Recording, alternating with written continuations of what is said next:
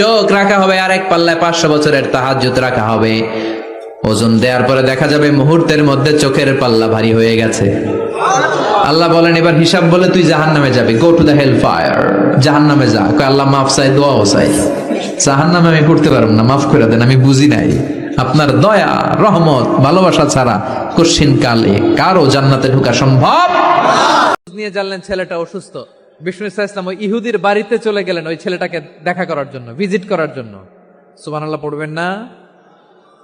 গেলেন, যে দেখে ইহুদি ছেলেটা মুমূর্ষ, যান যান যায় যায় ভাব, বিছানায় পড়ে আছে, তার বাবা দাঁড়ানো। বিশ্বনবী তার মাথার পাশে বসলেন, মাথায় হাত বুলিয়ে দিলেন, আর ছেলেটাকে বললেন আসলিম, হে ইহুদি ছেলে, আসলিম, ইসলাম ধর্ম গ্রহণ করো। তো ছোট্ট ছেলে ভাবে আমরা ইহুদি, এখন ইসলাম ধর্ম গ্রহণ করলে আব্বা যদি বকা দেয়, ফানাযারা ইলা ওয়াজহি আবি, ছেলেটা তার। প্রিয় দর্শকবৃন্দ, আপনাদের সবাইকে জানাই আন্তরিক শুভেচ্ছা ও স্বাগত। আমরা সবাই জানি ইসলাম একটি পূর্ণাঙ্গ জীবন ব্যবস্থা। এই দিন আমাদেরকে শিখিয়েছে কিভাবে চলতে হবে, কিভাবে কথা বলতে হবে, কিভাবে মানুষকে ভালোবাসতে হবে, কিভাবে আল্লাহর সন্তুষ্ট হতে হবে। আজকের এই আলোচনার মাধ্যমে আমরা চেষ্টা করব কোরআন ও হাদিসের আলো থেকে কিছু শিক্ষা নেওয়ার, আমাদের ভুলগুলো সংশোধন করা এবং সত্যিকার অর্থে মুসলমান হিসেবে নিজেদের গড়ে তোলা। তাই অনুরোধ রইল, মনোযোগ দিয়ে শুনবেন এবং চিন্তা করবেন, আর যা শিখবেন তা নিজের জীবন এবং পরিবারের জীবনে বাস্তবায়ন। উপাস্যদেরকে ডাকে, দেবতাদেরকে ডাকে, তাদেরকে তোমরা গালি দিও না। ওই সমস্ত দেবতাদেরকে যদি তোমরা গালি দাও তাহলে তারা আল্লাহকে গালি দিবে, ঠিক কিনা বলেন? আমরা দেবতাদের গালি দিলে ওরা আল্লাহকে গালি দিবে। রব্বুল আলামিন বলেন খবরদার দেবতাদেরকে গালি দিও না, তাহলে ওরা তোমার রব আল্লাহরে গালি দেবে। প্রতিটি জাতির জন্য তাদের কাজকে আমি আল্লাহ সুশোভিত করে রেখেছি, তারা সবাই একদিন আমার কাছেই ফিরে আসবে। এরপর আমি রব্বুল আলামিন তাদের আমলনামা তাদেরকে জানিয়ে দেব। সুবহানাল্লাহ পড়ে। অন্য ধর্মের দেবতাদেরকে যে গালি দেওয়া যাবে না, এই আদেশটা কার? আরো জোরে বলুন, কার? গালি দিবেন কোন দেবতাকে? দিবেন? যদি দেন তাহলে ওরা আল্লাহরে গালি দিবে, তাহলে আল্লাহরে গালি খাওয়াইলো কে? আপনি, ঠিক কিনা বলেন? আমি আল্লাহকে গালি খাওয়ানোর কারণ হলাম, কারণ আমি যদি গালি না দিতাম ওরা আমার রবকে গালি দিত না। আওয়াজ করে বলেন ঠিক কিনা? তাহলে প্রিয় ভাইয়েরা, ইসলাম আমাদেরকে শিখায়, সূরাতুল আনআমের 108 নম্বর আয়াত থেকে আমরা বুঝলাম কোন ধর্মকে ছোট করা যাবে না। অন্য ধর্মকে ছোট করা মানে ইসলামকে ছোট করা। অন্য ধর্মের দেবতাকে গালি দেওয়া মানে আল্লাহকে গালি খাওয়ানো। আওয়াজ করে বলেন ঠিক কিনা? খবরদার, এটা করা যাবে না। আর অন্য ধর্মের দেবতাকে যদি আপনি গালি দেন, ওরা ইসলাম থেকে দূরে সরে যাবে। যাও ইসলামের প্রতি আকৃষ্ট হয়েছিল আর কোনোদিন ইসলামের ধারে কাছে আসবে না। আওয়াজ করে বলেন ঠিক কিনা? এজন্য কখনো কোনোদিন অন্য ধর্মের দেবতাদেরকে গালি দেয়া যাবে না। অন্য ধর্মের কোন দেবতাদেরকে আমরা গালি দিব না, গালি দিব না, বরং ইসলামের beauty, the beauty of Islam, ইসলামের সৌন্দর্যকে আমরা তুলে ধরব। আমরা যদি বিশ্বনবী সাল্লাল্লাহু আলাইহি ওয়াসাল্লামের জীবনের দিকে তাকাই, তাহলে আমি দেখব বিষ্ণু ইসলাম মক্কাতে কিংবা মদিনাতে অন্য ধর্মের লোকদের সাথে খুব পিসফুলি লাইফ লিড করেছেন। হোক মুশরিক, হোক খ্রিস্টান, হোক ইহুদি, বিশ্বনবী সবার সাথে মিলেমিশে ছিলেন। আলহামদুলিল্লাহ বলেন। ইসলাম হচ্ছে পিসফুল রিলিজিয়ান। অন্য ধর্মের প্রতি সহনশীলতার সবক ইসলাম আমাদেরকে দেয়, কিন্তু প্রতিটি মুসলিমের এটা মনে রাখতে হবে, আল্লাহর কাছে পছন্দনীয় গ্রহণযোগ্য ধর্ম, জীবনাদর্শ একটি, সেটা হচ্ছে ইসলাম। আওয়াজ করে বলেন সেটা কি? লালমনিরহাটের ভাইয়েরা আওয়াজ করে বলুন, আল্লাহর কাছে মনোনীত ধর্ম একটি, সেটা কি? এজন্য রব্বুল আলামিন বলেন ইন্নাদ-দীনা ইনদাল্লাহিল ইসলাম, আল্লাহর কাছে মনোনীত গ্রহণযোগ্য অ্যাকসেপ্টেড ধর্ম মতাদর্শ একটা, সেটা হলো ইসলাম। ইসলাম ছাড়া অন্য কোনো ধর্ম যদি কেউ তালাশ করে, তার ওই ধর্ম আল্লাহ গ্রহণ করবে না। ওমাইয়াবতাগি গায়রাল ইসলামি দীনান ফালাই ইউকবালা মিন ওয়া হুয়া ফিল আখিরাতি মিনাল খাসিরিন।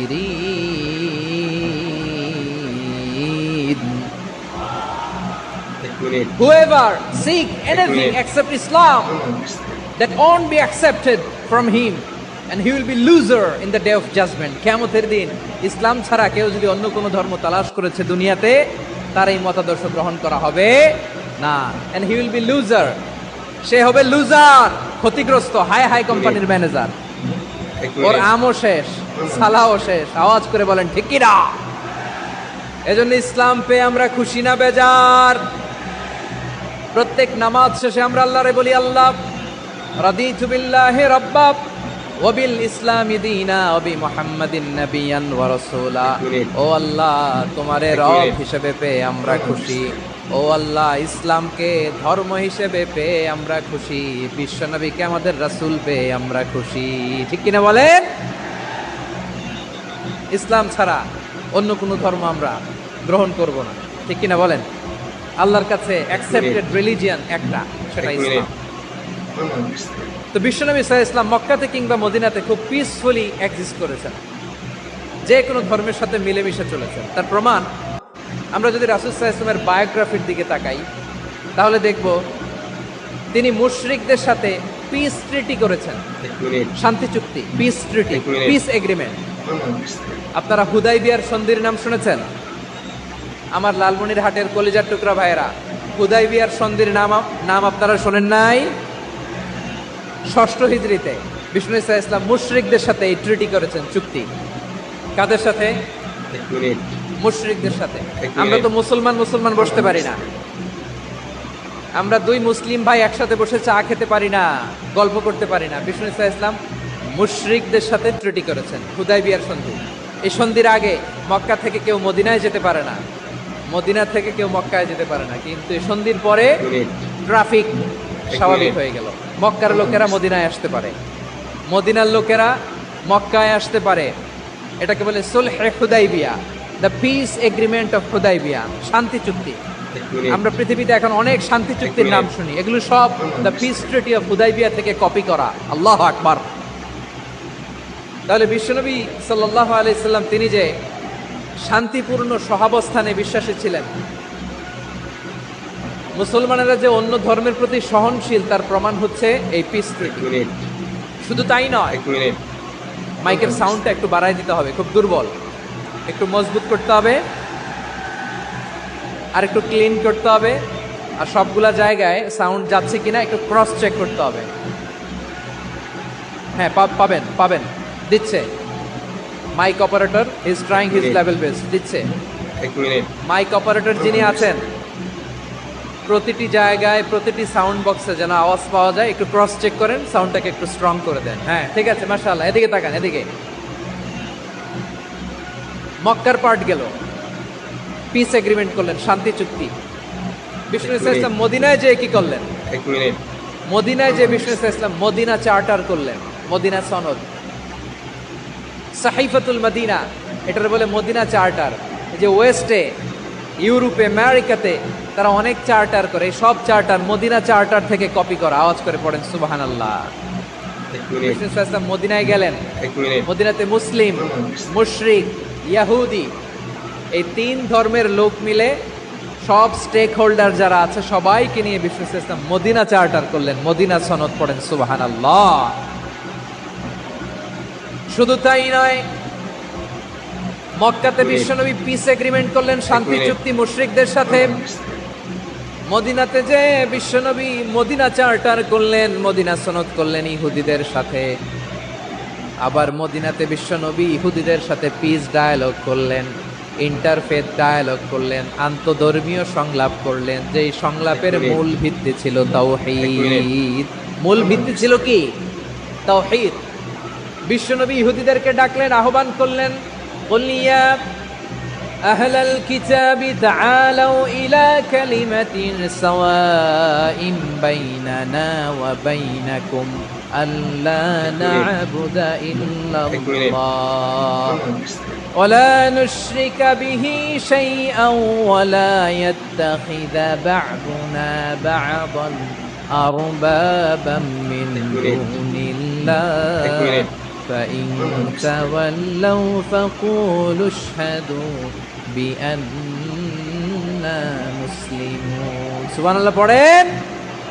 বিশ্বনবী মদিনার ইহুদিদের ডেকে বললেন, ও ইহুদিরা, শোনো শোনো, আসো এমন একটা আদর্শের প্রশ্নে আমরা একত্রিত হই, যে আদর্শের প্রচার তোমাদের নবীরাও করেছে, আমিও করি। যে আদর্শের কথা তোমাদের পবিত্র ধর্মগ্রন্থগুলোতে আছে, আমার কোরআনেও আছে, সেটা হলো তাওহীদ। আমরা এক আল্লাহ ছাড়া কারো ইবাদত করব না, আল্লাহর সাথে কাউরে শরীক করব বিগাইরি তিবি নাফসিন ওয়া আনা হাজিজুহু ইয়াউমাল কিয়ামা। খবরদার জেনে রাখো, কেউ যদি কোনো সংখ্যালঘুর উপরে অত্যাচার করে, কোনো সংখ্যালঘুর প্রাপ্য থেকে যদি কেউ কাউকে ঠকায়, সংখ্যালঘুর উপর যদি কেউ কষ্ট দেয়, কোনো সংখ্যালঘুর সম্পদ যদি কেউ জোর করে কেড়ে নেয়, আমি কিয়ামতের দিন বিশ্বনবী ওই সংখ্যালঘুর পক্ষে আর ওই মুসলমানদের বিপক্ষে বাদী হয়ে দাঁড়াবো। সুবহানাল্লাহ বলতে পারলেন না? আল্লাহু আকবার। আপনি নামাজি, আপনি মুসল্লি, আপনি হাজী সাহেব, তাহাজ্জুদ পড়তে পড়তে কপালে দাগ ফেলে দিছেন, আপনার প্রতিবেশী হিন্দু, ভাবছেন আমার তো পাওয়ার আছে, ওর জমিটা দখল করি। বিশ্বনবী বলেন কিয়ামতের দিন ওই হিন্দুর পক্ষে তোর বিরুদ্ধে আমি বাদী হয়ে দাঁড়াবো। পৃথিবীর কোন ধর্মে এরকম স্টেটমেন্ট পাবেন? পাবেন? আপনি ভাবছেন আপনি নামাজ পড়লে হাজী সাহেব কপালে দাগ ফেলাই দিলে আপনি সেলসেলায় জান্নাতে চলে যাবেন না? খবরদার। বিশ্বনবী বলেন কোন সংখ্যালঘুর উপর যদি কেউ আক্রমণ করে, তার প্রাপ্য তাকে না দিয়ে যদি তাকে ঠকায়, তার উপর জুলুম করে, তার সম্পদ যদি কেড়ে নেয়, আমি নবী, তুমি মুসলিম হইতে পারো, মুসল্লি হইতে পারো, তার পক্ষে তোমার বিপক্ষে আল্লাহর দরবারে বাদী হয়ে দাঁড়াবো। আচ্ছা লালমনিরহাটের ভাইরা, কথা বুঝতে পারলে আওয়াজ করে উত্তর দেন। বিশ্বনবী যদি কারো বিপক্ষে দাঁড়ায় কিয়ামতের দিন, আই রিপিট, আমি আবারও বলছি, বিশ্বনবী যদি কিয়ামতের দিন কারো বিপক্ষে দাঁড়ায়, ও তো সেলসেলায়া জান্নাতি,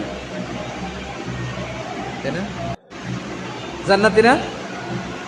যে নবীর সুপারিশ ছাড়া জান্নাতের গেটও দেখা যাবে না, ওই নবী যদি বলে তোর বিপক্ষে আমি বাদী হয়ে দাঁড়াবো, ওই জান্নাতে আর ঢোকার কোনো সুযোগ আমাদের থাকবে? এখানেই শেষ না আমার প্রিয় লালমনিরহাটের ভাইয়েরা, এখানেই শেষ নয়। বিশ্বনবী বলেন মান কাতালা মুআহাদান, বুখারীর বর্ণনা, মান কাতালা মুআহাদান লাম ইয়ারাহ রাইহাতাল জান্নাহ।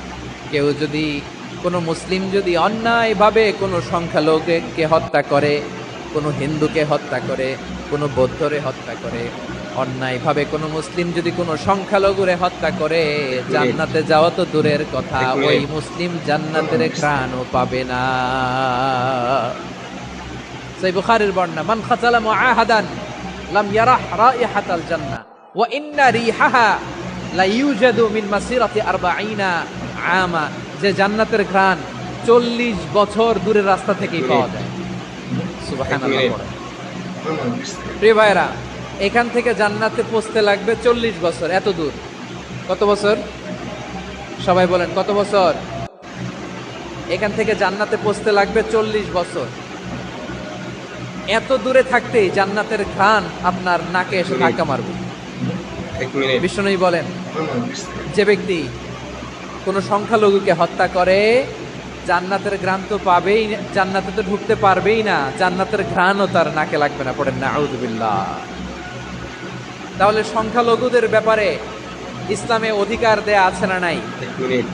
লালমনিরহাটের ভাইয়ের আওয়াজ করে বলেন, আমার সংখ্যালঘু হিন্দু ভাইদের রাইটস, অধিকার আমাদের ইসলামে প্রোটেক্টেড আছে না নাই? এখানেই শেষ না। বিষ্ণু ইসলাম আপনার অমুসলিম প্রতিবেশীর সাথে ভালো আচরণ করতে বলেছে। আমাদের হয় না, এটা মুসলিম পাড়া, ওটা বৌদ্ধ পাড়া, হয় না?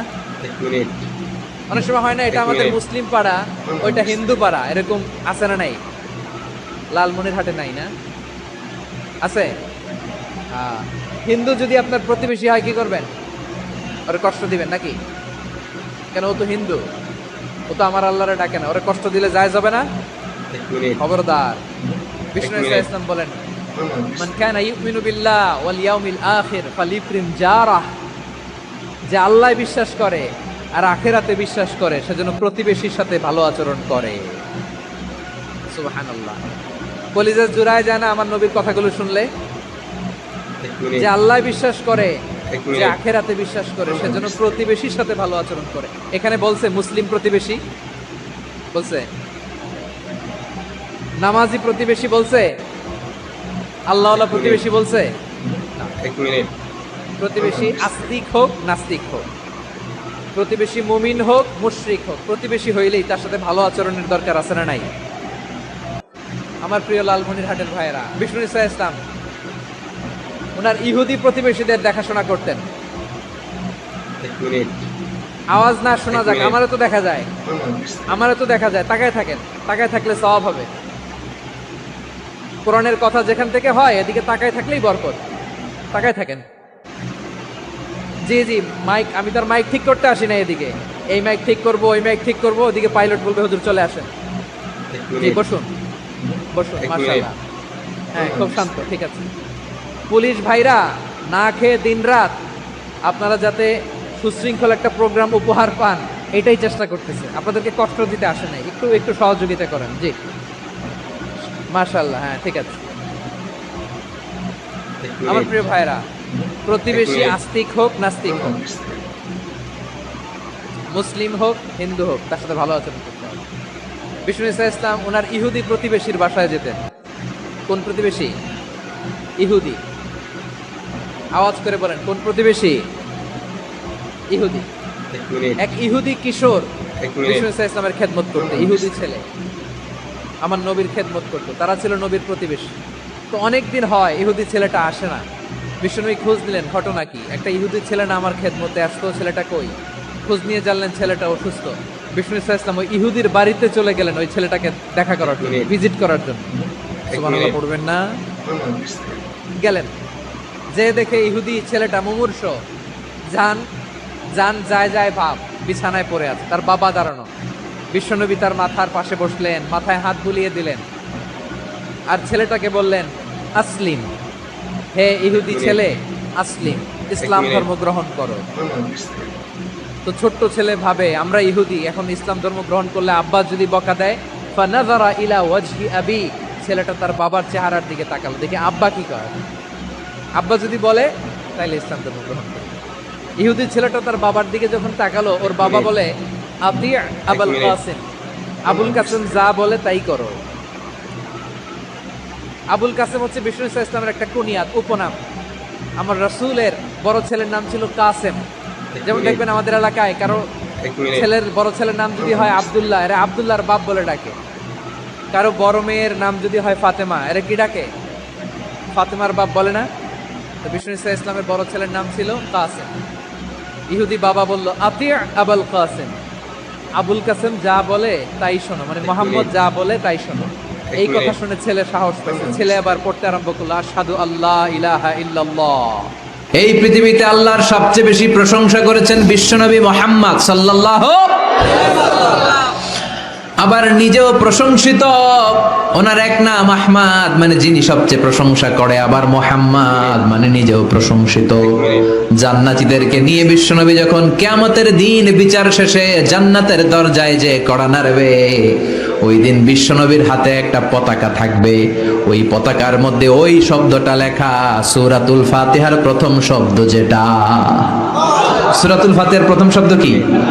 আলহামদু। বিশ্বনবীর হাতের পতাকায় ওইটা লেখা থাকবে, লিওয়াউল হামদ, প্রশংসার পতাকা। সুবহানাল্লাহ পড়বেন না? তার মানে আমরা এই সিদ্ধান্তে উপনীত হলাম যে সব সময় প্রশংসা করতে হবে একজনের। তিনি কে? আল্লাহ বললেন আলহামদু আলহামদু লিল্লাহ, সব প্রশংসার মালিক হলেন আল্লাহ। কি সুন্দর নাম তার, কি মজার নাম, আলিফ লাম লাম হা, আলিফ লাম। সবাই বলেন আলিফ লাম লাম হা, আওয়াজ করে আলিফ লাম লাম হা। এটা কার নাম? আল্লাহর নামটা জপতে কেমন লাগে? হৃদয় থেকে এই গভীর রাতে আল্লাহর একটা ডাক দেন তো, বলেন আল্লাহ। প্রাণটা জুড়িয়ে আবারও আল্লাহরে ডাকেন, বলেন ইয়া আল্লাহ। নামটা মজা লাগে না? আল্লাহ বলেন হুয়াল আউয়াল ওয়াল আখির ওয়াল যাহির ওয়াল বাতিন, তিনি প্রথম, তিনি শেষ, তিনি প্রকাশ্য, তিনি গোপন। সুবহানাল্লাহ। তার মানে প্রথমে কে? শেষে কে?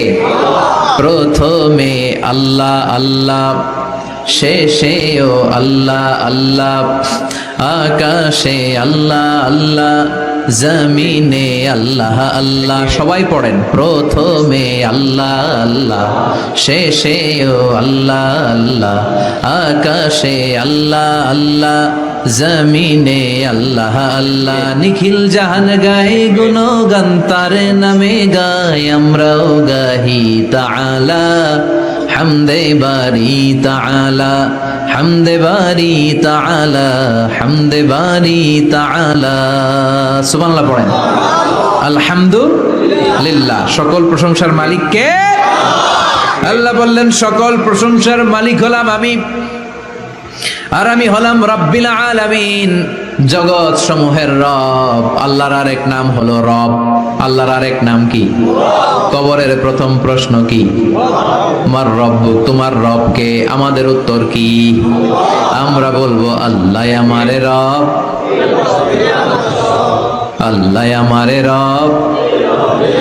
দমে দমে তনু মনে তারি অনুভব, আল্লাহ আমারে রব।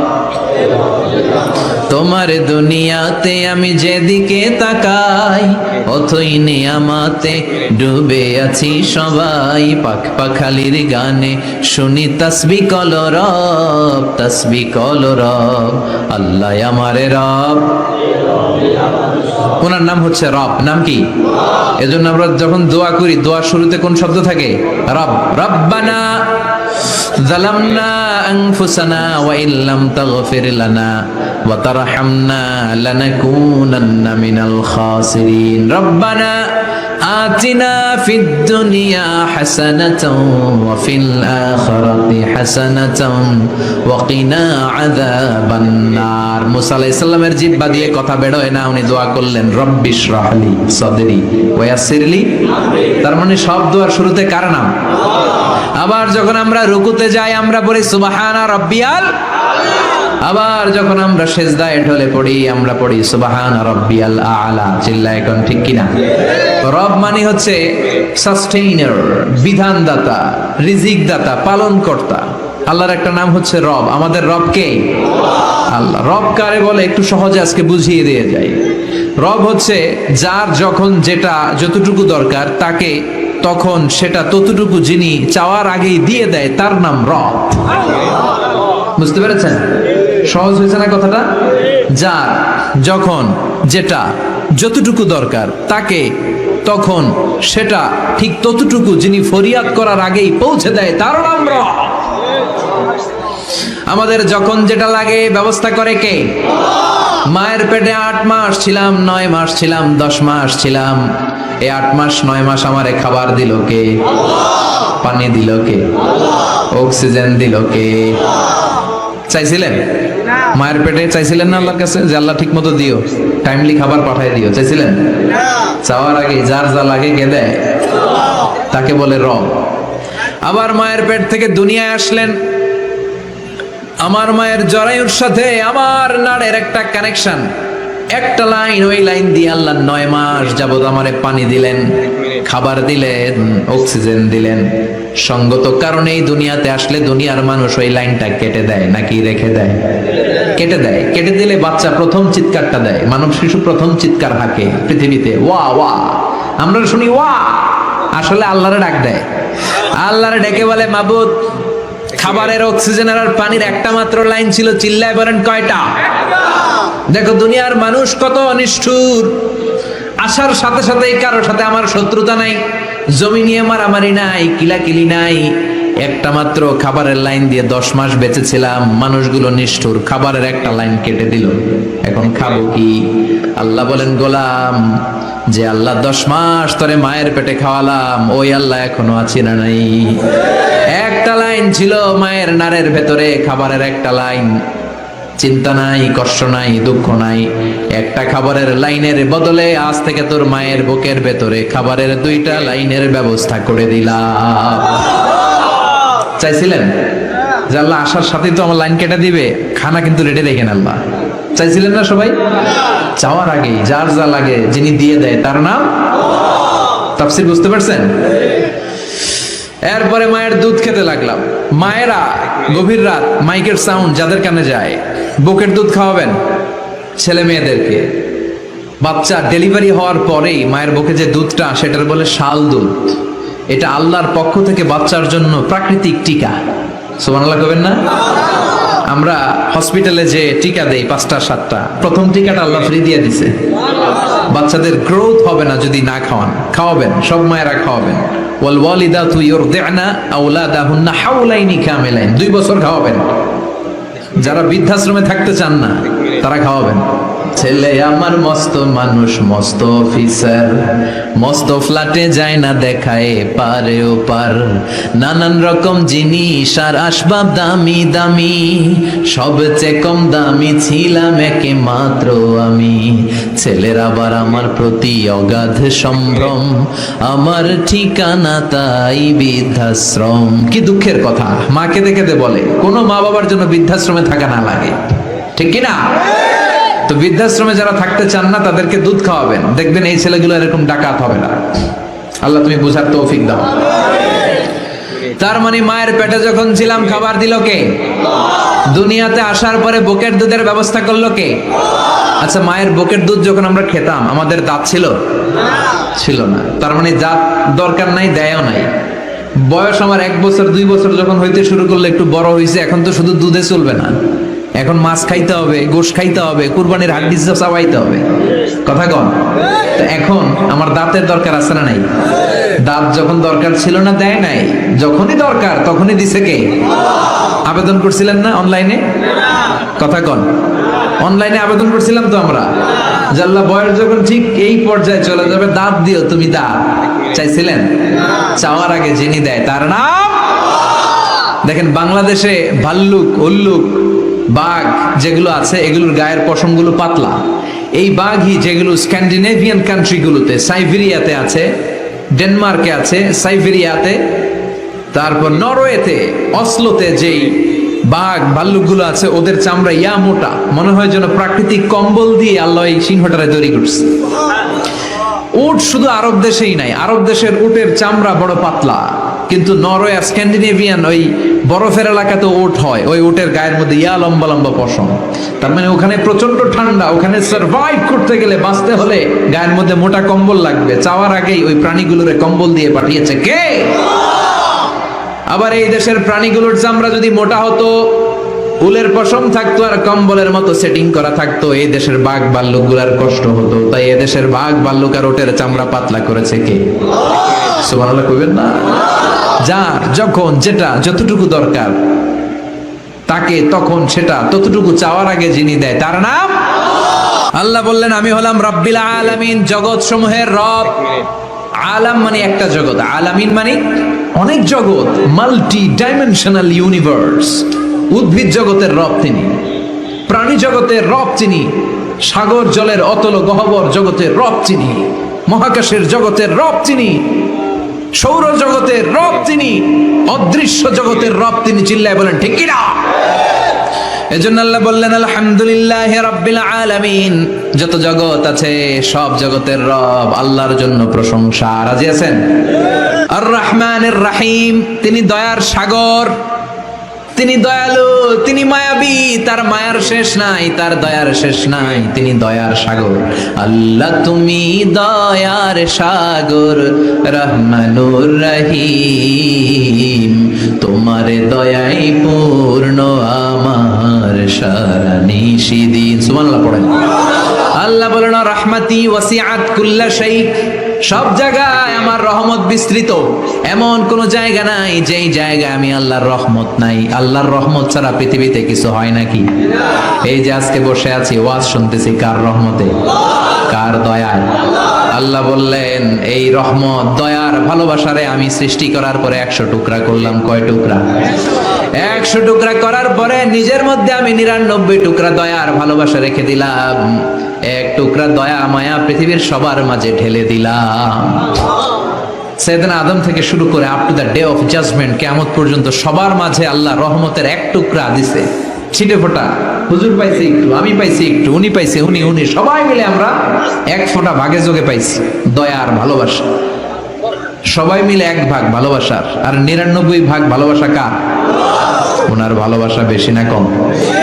1 এক ভাগ ভালোবাসা আমরা পেয়ে পৃথিবীতে ভালোবাসার গানের শেষ নাই, ভালোবাসার মুভির শেষ নাই, ভালোবাসার উপন্যাসের শেষ নাই। এক ভাগ ভালোবাসা আমরা পেয়ে কত ভালোবাসার গান, নাটক, সিনেমা। তো এক ভাগ ভালোবাসার ঠেলা যদি এমন হয় যার মধ্যে তিনি 99 টুকরা ভালোবাসা রেখে দিয়েছেন, তার ভালোবাসাটা কত? এক টুকরা ভালোবাসার নমুনা হিসেবে আমরা দেখি ছেলের জন্য বাবা জীবন দেয়, আছে না নাই? ছেলের অ্যাক্সিডেন্ট থেকে বাঁচাতে যে ছেলেটারে ধাক্কা মেরেছে, গাড়ি এসে বাবারে থেতলে ফেলেছে। বন্যার পানিতে মা ডুবে যায়, ছোট কন্যাটারে বালতির মধ্যে ধরে রেখেছে, পানি খেতে খেতে মা দুনিয়ায় নাই, মেয়েটা মরে নাই, আছে না নাই?